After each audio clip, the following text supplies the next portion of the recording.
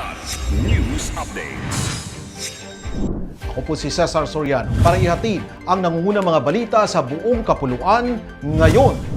Arestado ng Police Regional Office 8 o PRO8 si alias Roy, 55 na rank 1 sa Regional Priority Target List sa operasyon sa Barangay 97, Kabawalan, Tacloban City noong Disyembre 3, 2025. Nasamsa mula sa sospek ang 1,701 gramo ng hinihinalang shabu na may DDB value na 11,566,800 pesos nakalagay sa 20 sachet.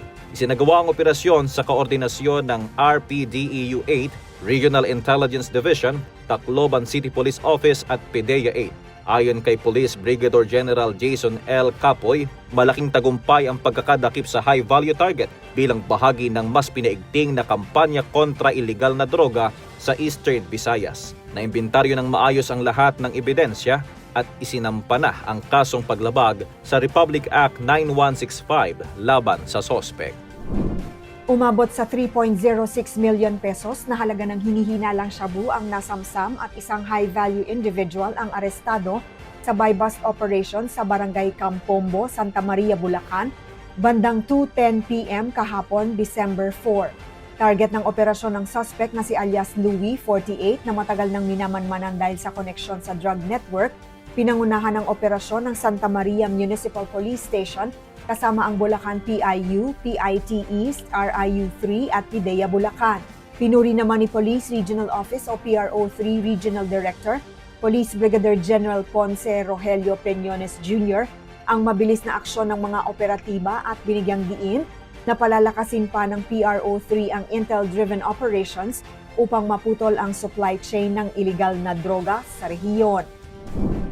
Nakabalik na ng Pilipinas ang 9 na Pilipinong seafarers na ilang buwan nang bihag ng Houthi militants matapos ang pag-atake sa MV Eternity Sea sa Red Sea noong Hulyo.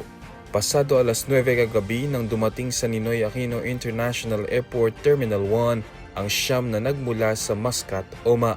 Kasama nilang lumapag sa Maynila si Migrant Workers Secretary Hans Leo Kakdak na unang nakipagpulong sa kanila sa Oman. Pinuri naman ni Kakdak ang matatag na interbensyon ni Sultan Haitham bin Tariq na tinawag niyang mahalagang katuwang sa pagpapauwi ng mga Pilipino.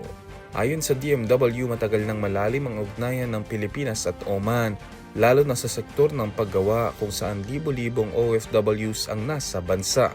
Tiniyak naman ng DMW ang pagpapaabot ng financial grants at iba pang suporta mula sa iba't ibang ahensya para sa mga balikbayang tripulante.